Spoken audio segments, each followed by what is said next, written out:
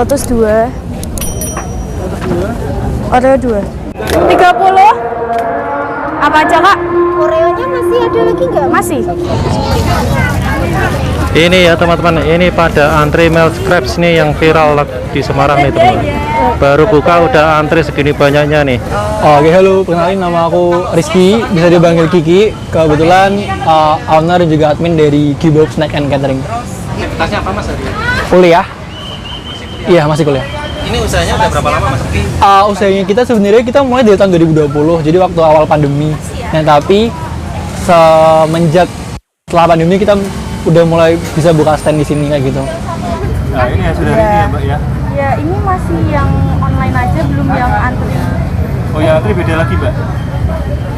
Ya ini yang antri sama yang online beda tempat. Oh beda tempat. Online aja dapat berapa tuh? Dapat berapa online aja mbak? Berapa ya kak?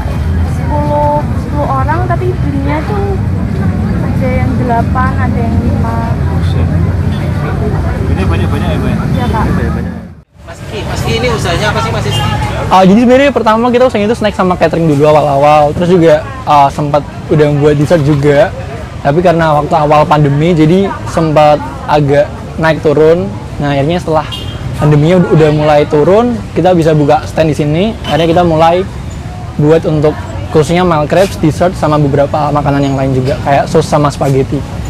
Kenapa kok yang dipilih usaha Milk Crepes mas? Karena dulu awalnya mungkin ada Milk Crepes, cuman harganya lumayan tinggi dan kita mau buat versi murahnya tapi juga harganya rasanya nggak murahan ya gitu. Dan akhirnya kita buatnya Milk Crepes. Berarti ini Milk Crepes pertama di jalanan ya, kaki 5 ya? Bisa dibilang seperti itu. Di Semarang ya? Di Semarang, iya. Biasanya nyetok berapa itu satu hari? Kita kalau misalnya jualan satu hari itu bisa sampai 30 loyang. 30 loyang dikali 8 slice, sekitar 8 slice, sekitar 240 pieces. 240 pieces ya? Kalau per piecesnya itu berapa kalau crepes? Harga per slice-nya itu kita mulai dari 20.000 sampai 23.000.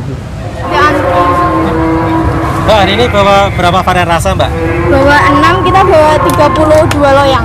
32 loyang? Iya. Rasanya ada berapa? Ada 6, ada coklat, cheese, red velvet, strawberry, oreo, sama lotus. Jadi sebenarnya awalnya itu karena COVID kan, dan waktu itu adik yang kembar kebetulan. Ini siapa? Strawberry aja sama. Arena hari ini ya? Itu dikursusin sama ibu buat belajar karena cari waktu luang juga, waktu kosong. Karena waktu pandemi kan kita stop semua ya online dan juga nggak ngapa-ngapain lah di rumah. Akhirnya ibu nyuruh adik buat kursus, buat belajar Milk Crepes dan menu yang lain. Yang ini rasa apa mbak? Ini red velvet. Red velvet ya? Dulu waktu mulai usaha ini dulu modal berapa? Modalnya kita modal kursus doang sih mas pertama. Kursus aja. Dulu kursus tuh 2 juta. Per menu 2 juta dulu. Kursus privat. Itu sampai 2 juta? Iya, per menu. Terus untuk alat-alat semua ini sampai berapa? Nah, alat itu di luar itu sih mas, kayak ada 10. Ada 10. 20 jutaan lah mas. Ada satu. Oreo nggak usah nih, juga aja nih. Oreo nggak usah nih mbak. Berarti satu dulu apa George? Red velvet satu. Nah, saya lotus red velvet sama keju cheese. Ini 3. Berarti ini strawberry ya? Ini red velvet. Oh iya, berarti ini 4 udah benar. Fajar. Gua Oreo satu. Oke. Mas dulu awal buka usaha ini masih ingat nggak mas laku berapa porsi? Jadi pernah nggak laku juga. Pokoknya laku cuma 1, 3 sampai 5 slice aja. Habis itu udah nggak ada yang beli, akhirnya kita bawa pulang, kita jual besoknya lagi. Kayak gitu. Sampai berapa lama itu mas? 1 bulan, 2 bulan pertama. Gimana perasaannya waktu itu bawa balik dagangan? Ya, jelas pasti gak enak kan, karena kita kan mikirnya kan, semoga bisa habis gitu kan. Tapi ternyata balik rumah masih bawa dagangan lagi ya nggak apa, karena emang juga Milk Crepes kebetulan bisa disimpan 2-3 hari, jadi aman sih. Dan alhamdulillahnya setelah 2-3 hari pasti udah habis. Jadi kita nggak sempat nyetok lama kayak gitu. Kita mulai banyak itu setelah viral di Twitter sih. Di Twitter? Iya, viral di Twitter waktu itu. Dan setelah itu langsung benar-benar naik banyak banget setelah viral. Sampai peaknya sampai berapa porsi mas? Paling tinggi ya, kita pernah jual satu hari itu 350 slice. 350 slice itu hanya untuk Milk Crepes-nya aja? Milk Crepes-nya aja. Ini step terakhir ya mbak ya?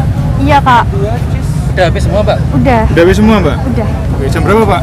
Ini baru jam 6 mungkin. Setengah 6 ya? Iya, Tadi bawa berapa loyang, Mbak? 32.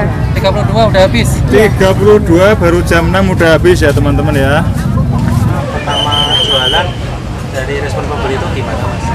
Yang jelas kalau kita baca-baca di Twitter ya, karena kita juga ngikutin update-nya setiap customer kan, itu kebanyakan feedbacknya dari mereka sih, satu harganya murah, tapi rasanya juga nggak terlalu enak juga, intinya pas ya, rasa sama harganya pas. Terus juga ya mungkin karena waktu itu masih viral banget, yang disayangkan kayak sistem antrian, terus juga mulai kayak ngasih saran buat dibatasi per orang kayak gitu. Jadi kita setiap hari jualan kita selalu lihat di Twitter kalau misalnya ada yang ngasih feedback sama kita biar mendengar apa kata customer kayak gitu. Jadi kan nyangka nggak bisa seramai ini sampai sekarang? Pertama just gak nyangka sih, karena lihat awalnya aja kayak orang mikirnya kan ya Michael Kors udah ada, cuman belum pernah yang semurah ini gitu kan. Jadi pertama juga karena belum tahu aja sih, karena belum viral juga, jadi nggak nyangka sih Mas bisa sampai seramai ini sampai sekarang. Bu, ini jam berapa ya? Bukanya jam setengah 5, mulai jualan jam 5. Ini baru jam 7. Pak, kemarin biasanya jam 6 ini karena Udah habis? hujan. Wah, Masya Allah. 1 jam sampai 2 jam ya? Iya, Keren. jualnya. Tipsnya usahanya masih makin rame apa, Mas? Tipsnya sebenarnya apa ya tipsnya, bingung juga sih Mas, karena waktu itu kita di viral ini juga bukan kita yang nge-viralin tapi juga orang lain. Tapi kalau dari kita yang penting jaga kualitas aja sih Mas. Jadi event kita murah tapi kualitas buat bahannya kita alhamdulillah premium. Kenapa kita murah ya, karena satu masih dikerjain sama keluarga sendiri, jadi kita nggak perlu bayar orang, itu satu. Terus juga nggak perlu bayar tempat karena semuanya masih di rumah. Jadi itu sih Mas yang buat keuntungannya di kita. Mungkin ada amalan-amalan yang biasa dilakukan. Aduh, apa ya Mas, kalau kita sih biasanya tiap kita selesai, kalau misal masih ada sus atau mungkin roti yang masih ada di sini, kita sebelum selesai kita bungkus, terus kita juga kasih ke kadang-kadang ke yang tukang sampah di sini, teman-teman tukang beca kayak gitu semua. Itu aja sih Mas kalau yang kita lakukan. Sama kalau hari-harinya biasanya kita juga sama ibu setiap Jumat juga kalau misalnya ada kesempatan kita juga bagi Jumat berkah nasi kayak gitu sebelum Jumatan. Itu aja sih Mas kalau dari kita. Harapannya buat Gibob sih kalau dari diri sendiri yang jelas dari kita pertama bisa ningkatin produksi ya Mas, karena lihat juga setiap kita selesai tutup pasti juga masih banyak orang yang nanya ini tuh satu. Terus juga dari kita sendiri semoga juga bisa tetap jaga kualitas sama rasa biar nggak mengecewakan customer, sama mungkin ya makin sukses aja sih Mas ke depannya. Udah semua? Udah semua? Udah keluar. Masih. Kalau sekarang sih pengennya buat orang tua dulu kan, karena kita kan usaha keluarga, jadi juga event dimentorin juga sama ibu, tapi tetap pasti pengennya buat membagian semuanya yang di rumah lah istilahnya, dari anaknya sama orang tuanya juga. Teman-teman yang mungkin mau usaha juga, yang jelas kalau dari aku sendiri karena yang ngasain juga satu keluarga, yakin dulu sih Mas, sama juga cari ide-ide lah buat ngembangin produknya ke depannya kayak apa. Terus juga yang penting yakin sama sabar sih, karena pasti kan kita buka usaha nggak langsung bakal ramai dan juga pasti bakal ada step-stepnya. Jadi ngikutin aja setiap jalannya kayak apa, percaya aja pasti nanti bakalan ramai kalau misal udah rezekinya kayak gitu.